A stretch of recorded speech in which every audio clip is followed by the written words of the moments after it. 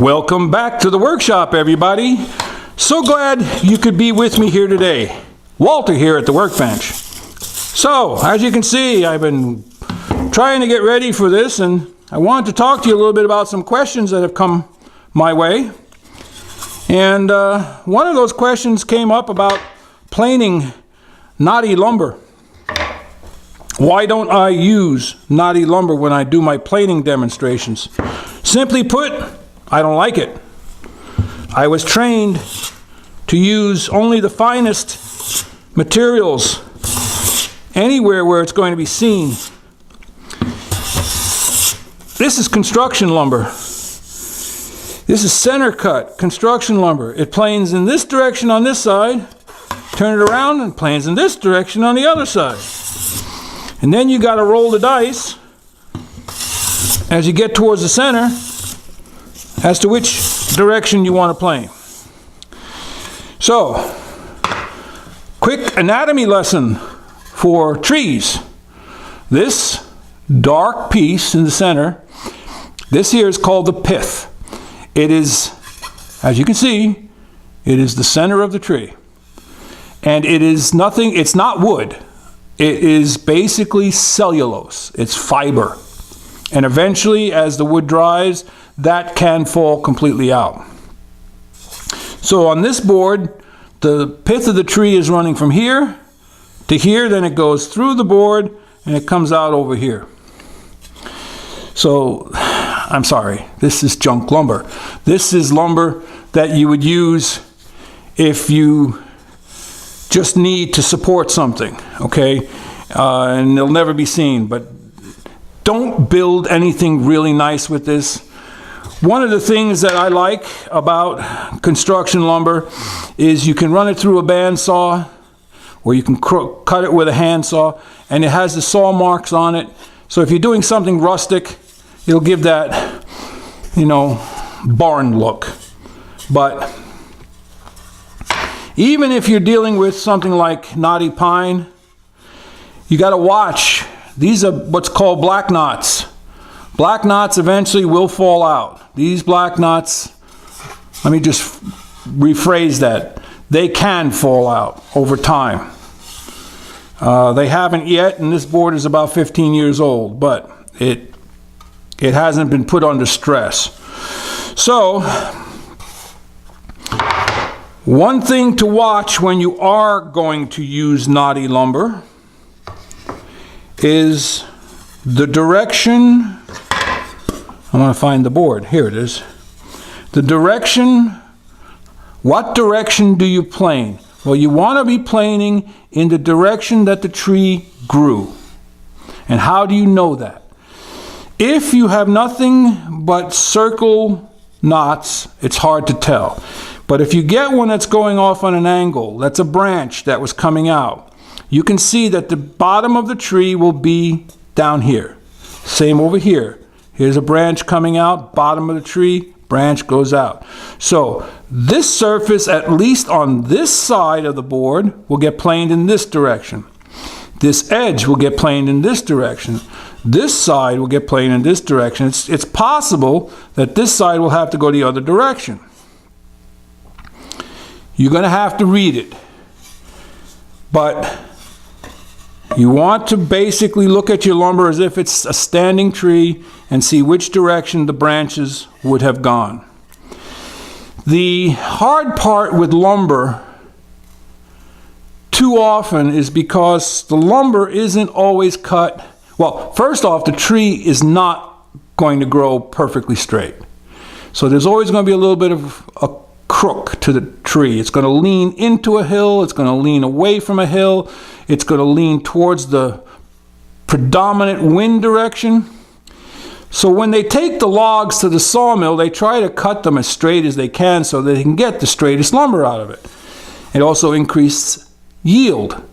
But you're always going to have wood that's in at an angle, one way or the other, and you just have to read. You have to read which direction your grain is going. But I avoid knotty wood except for construction or shop projects where I just need a shelf or a box or something like that. Now, Next question came up about cambering. How do I camber a blade? Well, it's rather simple. I'll go through it briefly. If we need to go in more depth, I think I did I did a video on camber. I think it was called Scrub-a-Dub-Dub. So you can look back in my archive for that. But camber is nothing more than a fancy word. Everybody likes to use fancy words. For a curved blade, it's got a camber to it. If you're an automotive mechanic, you understand what camber is by the way wheels are aligned on a car. How you create this arc is totally up to you. I start usually on one of my bench grinders. I'll put this on the grinder rest and I'll just work one corner a little, work the other corner a little until I get an even symmetrical camber the way I like it. What is that dimension? I can't tell you because it could be 8-inch radius, it could be 10-inch radius. I don't really care. All I know is that when I put it in the plane, it does what I ask it to. If all you have are sharpening stones, then you find the heel of your bevel, you find the toe, and then you work one corner, just like that, from the center to the corner. Then you work the other corner. If you want, you can do a little more of a sweep. Just find a method that works for you. All right, I'm just demonstrating here. I'm not going to go through the whole process, but I did create a little bit of a burr there. Same as any other sharpening, you put your blade flat, you raise it a little bit, and you just pull that burr off. That's done. When you're setting the chip breaker on a severely cambered iron, the chip breaker becomes useless to a degree, but pretty much useless. You can only bring the chip breaker up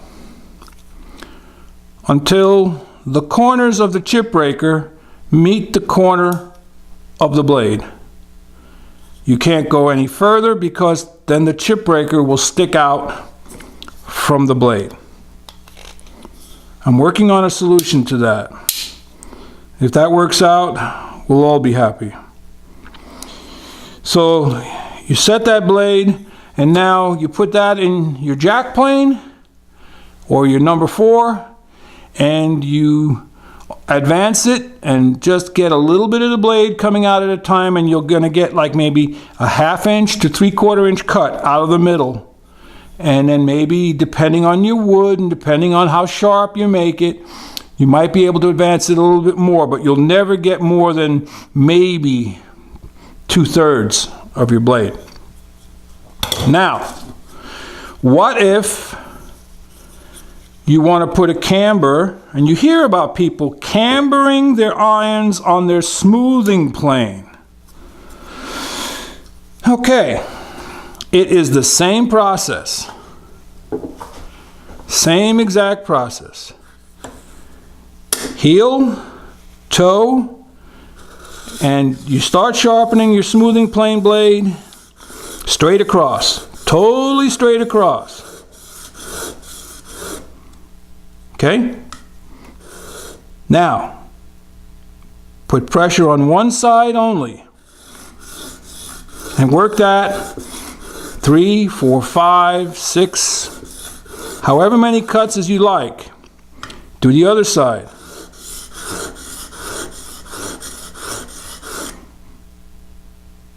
So you feel a heavier burr on the left and the right than you do the middle. Once you've achieved a reasonably heavy burr on either end, just same thing here, flip it over, pull off your burr, and you're good to go. What that does for you is it allows you to set your chip breaker fairly fine for the task at hand. It can be just 2 3/1000 of an inch cut. It could be a little lighter, but you set that up accordingly. And so your chip breaker now can do its job on a fine cut, and to the naked eye, it looks like a straight blade. Okay? But in reality, you have cambered it to one side and to the other, so that when you're planing, you're taking shavings mostly out of the middle and not the edges, and that leaves you with finished cuts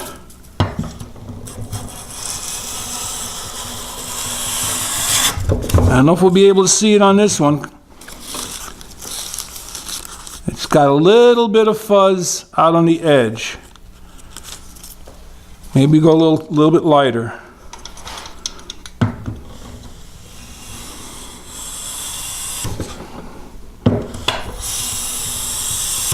Okay, you start getting fuzz on the left and right of your cut. Let's see if my smoother has it. Yeah, see? See that fuzz on the side? That's because I've got this set. Here's a good example. You want it to feather on both sides, but you want to get as wide a cut as you can.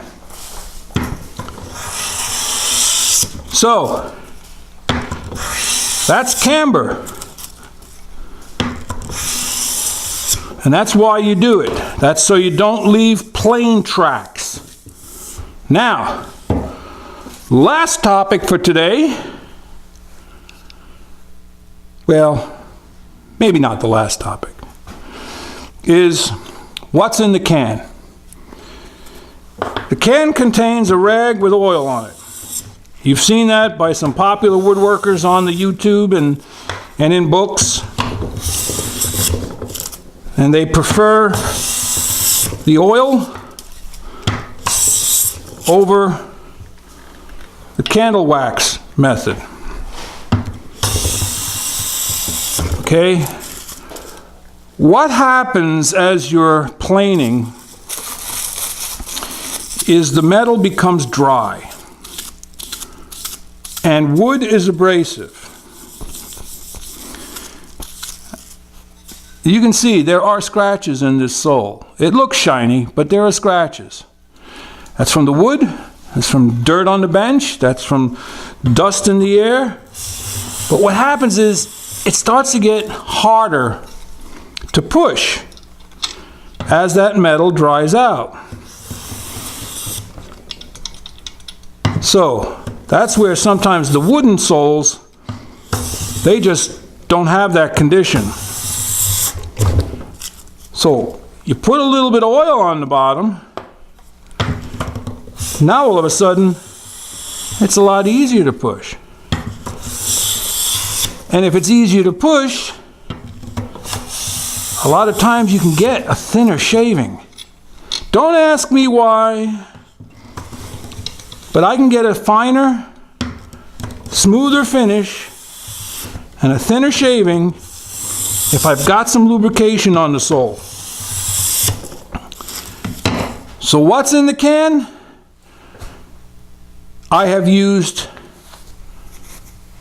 4 different types of oil in the past. I started with jojoba oil.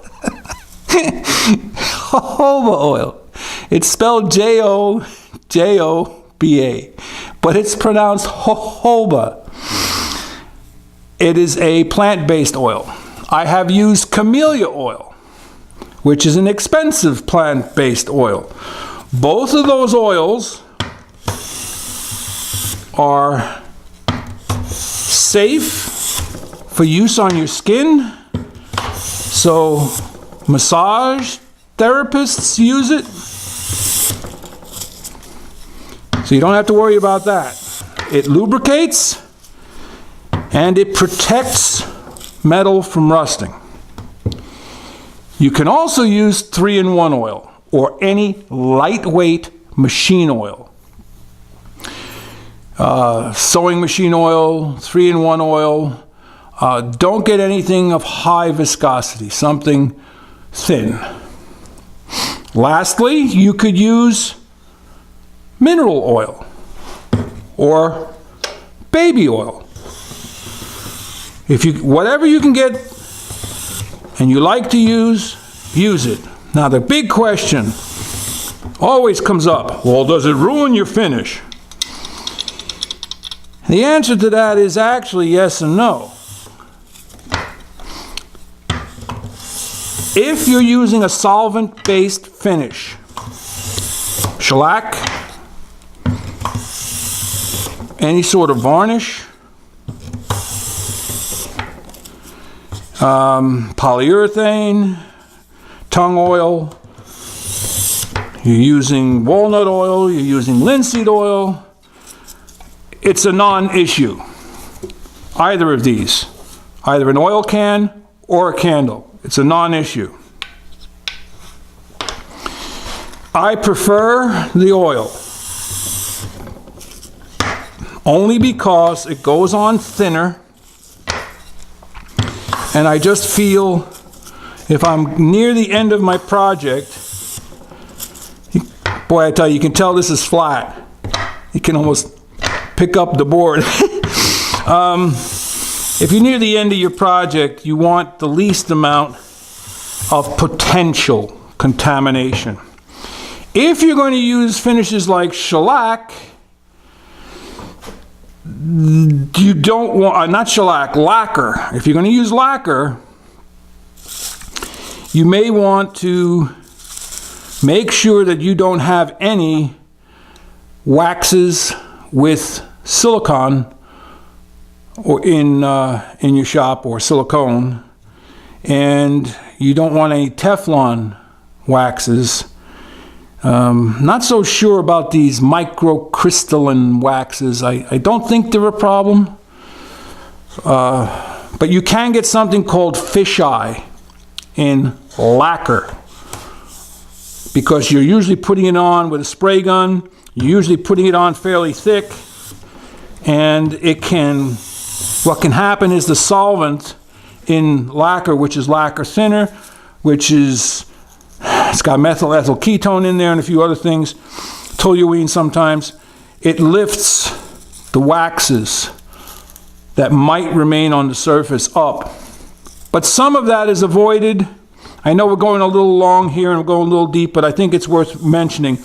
When you're done hand planing and you're happy with your project and you're getting ready to finish it, one of the first things you usually should do is take a damp, clean cloth with some distilled water on it and just dampen the surface lightly and then dry it off. Let that dry, and what happens is the grain raises, the fibers come up. Then you take some 320 or 400 grit paper and you just scooch over top of it. And what that does is knocks those raised fibers up. If you're using shellac, it's a non-issue.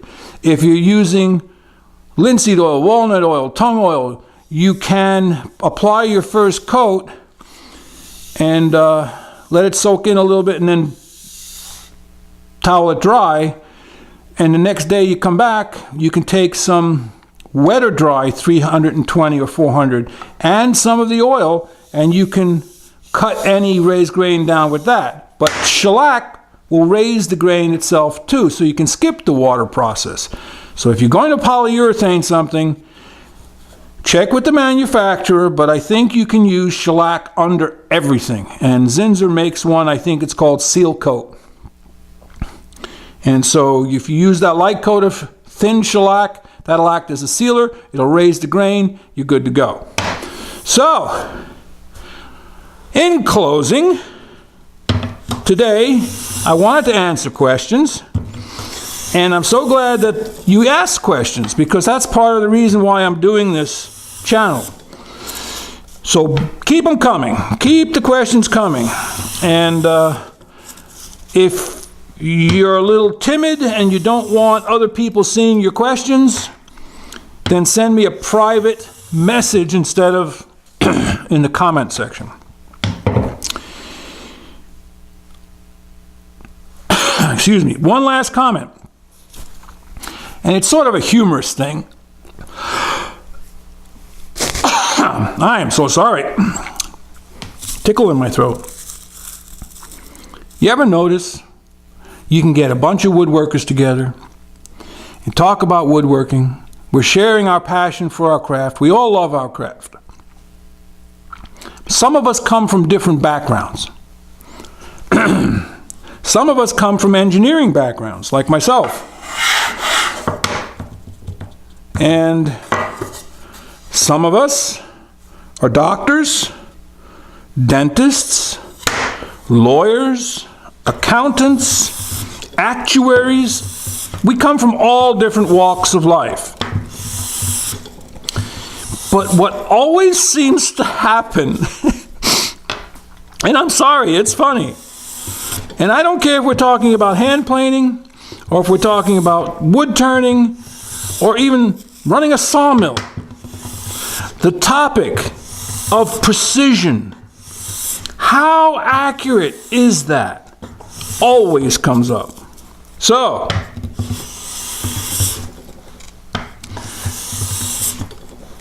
the wood I'm planing here today will not be the same dimension tomorrow. It will not have the same flatness tomorrow, unless I bind it into a frame of some sort. It is the nature of wood. So some of the best woodworkers are really just that. They get into woodworking early and they stay in woodworking, and they don't go after this, well, how many microns is that?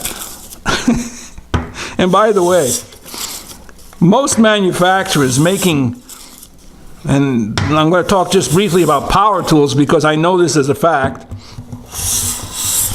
They're making a table saw, and you got a cast iron top. That cast iron top only has to be plus or minus some level of accuracy. And cast iron moves, so it'll never stay where they made it. It will move. My panel saw that I had, I won't tell you the manufacturer because I don't want to cause any problems, but their tolerance is plus or minus 3 to 5 thousandths of an inch. And I will tell you, my panel saw was over $12,000. So, and that was considered probably in the top 3 manufactured in the world. Lee Nielsen hand planes, I believe, and I could be wrong, are made to some level of acceptance, which is around either, and I'd have to be corrected on this, it's either a 1/2 thousandth or it's 1/1000th of an inch, measured from corner to corner and end to end. So I'm assuming you have people like Veritas and Stanley and Clifton, and then you get into some of the Chinese and Indian versions of hand planes, and that tolerance level can change. Does it make it a bad tool? No.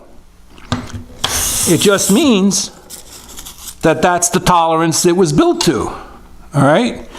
Your car that you're driving is only built to a certain level of tolerance. Why? Because every part has to be interchangeable with the one next to it. So if it's off 1/1000th, but every one fits, well, that's the tolerance. If it's off 2 thousandths and every one fits and they don't get damaged and they continue to perform the task. That's the tolerance. So, when you get together with people at woodworking shows, don't be upset by us engineers who try to figure out things to the nano level. And by the way, 1,000th of an inch is 25.4 microns. And the finest sharpening stones that are being promoted, I believe, are around 12 microns.